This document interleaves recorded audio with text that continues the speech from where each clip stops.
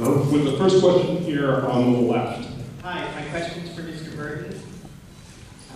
Very front on your left if you're trying to find it. Hi, I remember the original Frankenweenie you actually had to do on the slide. I recall maybe you got in a little trouble for doing it until they released it on video, which is where I saw it. Is this some sort of great revenge that now they're authorizing a feature film version to fully develop it? Revenge, I don't know if it's a good word. I mean, it's a project that always meant something to me, and then with the opportunity to do it in stop motion, black and white, sort of expand on it, and with other kids and other monsters, other characters, it just seemed like the right medium in the project. So, even though we're revisiting something that did a long time ago, it feels new and special. We're here on the right. Hi, Tim. I'm curious, as you started to expand the concept of the story, like, how many things were ideas that had been lingering in your head that you didn't get a chance to execute then or occurred to you over time? How many were just brand new as you sat down to think about this particular? Well, I mean, there was always characters that I had to sort of have.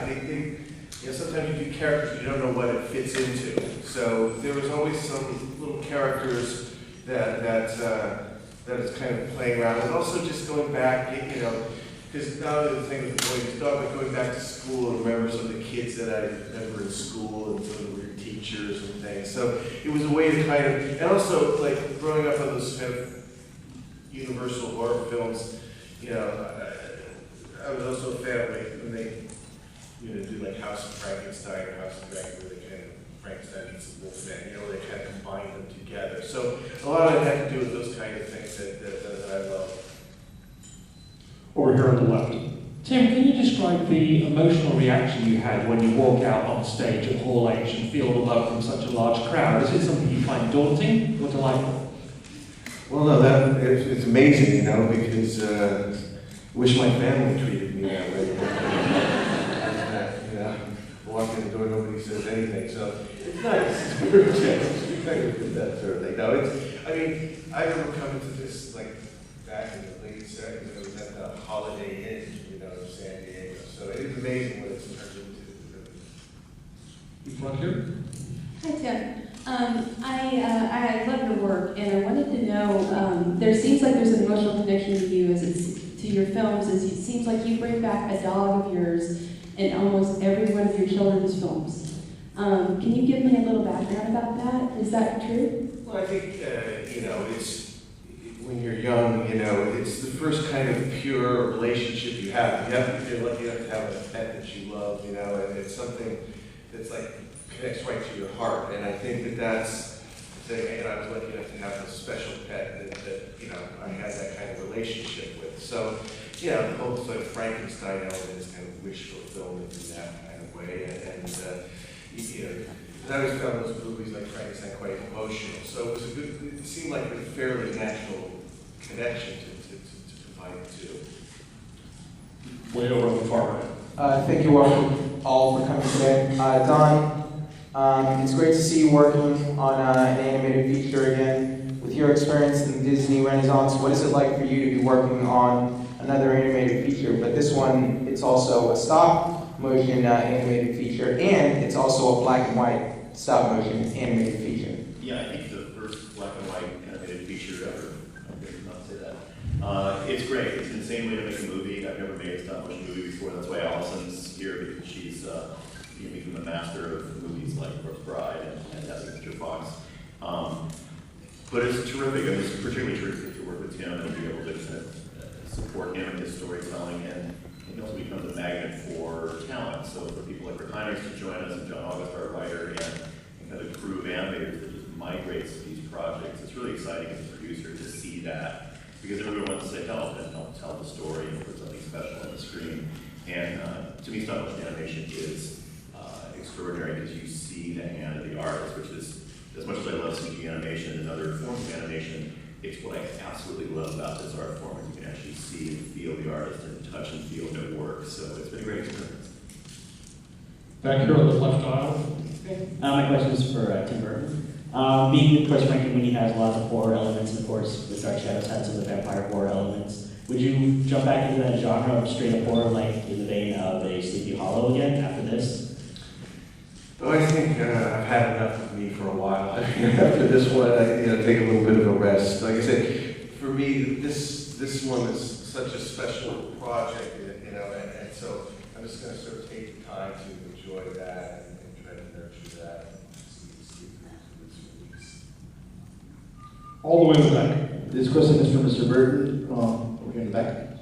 First off, how do you feel about your animated work, having started with Nightmare Before Christmas, Corpse Bride, now into your third movie? How do you feel that it has progressed? Second part of the question, over 20 years ago, Batman 1989, one of the first people who dug into that superhero world. How do you feel about the current state of superhero movies? Well, I mean, it's, I recall back to when we were doing that and how worried they were all that it was too dark, and now it looks like a lighthearted romp, Batman on ice, So it's interesting because it was such a kind of a struggle to kind of get that at the time, but and animation, I do love stop motion. These things always take time to get done because it's a rarefied medium, people kind of slightly lost art form, although there's more being done now than there was in the past. And it's daunting. There's something that's so beautiful about it, and just to be able to touch and feel the puppets and move them. It's something magical about it. And you kind of wish everybody could kind of experience it because it's hard to talk about it. It's like you felt these things, just the intricacy of the movement and all. It's quite a beautiful art. Hello, Shirley. Hi, this question is for Atticus. Hi. I was wondering what's it like to work with Mr. Burton and to work in this genre with the stop motion, get to play the toys or not?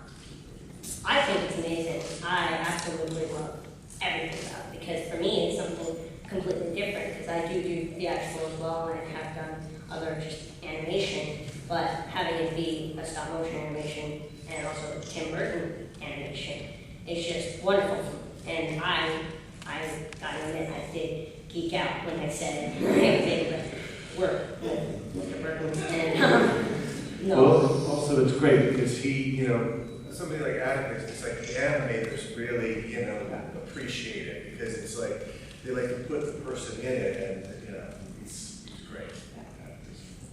In the hat here. Yes, my favorite time at Disneyland is when Jack and all the Nightmare Before Christmas people take over the Haunted Mansion. And I was wondering if Disneyland's going to have any of the characters there this month of the movie. It's October. And for everybody, what's your favorite ride at Disneyland? Oh, I love Sleeping Beauty's castle. That's still there? I think it is.